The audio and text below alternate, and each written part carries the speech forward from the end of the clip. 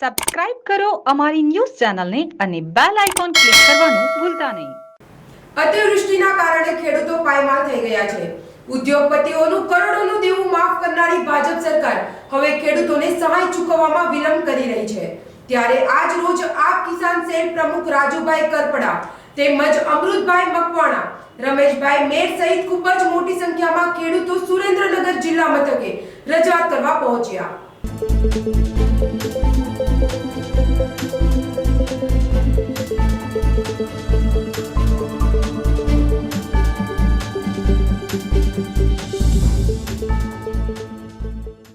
Jamna news Surat.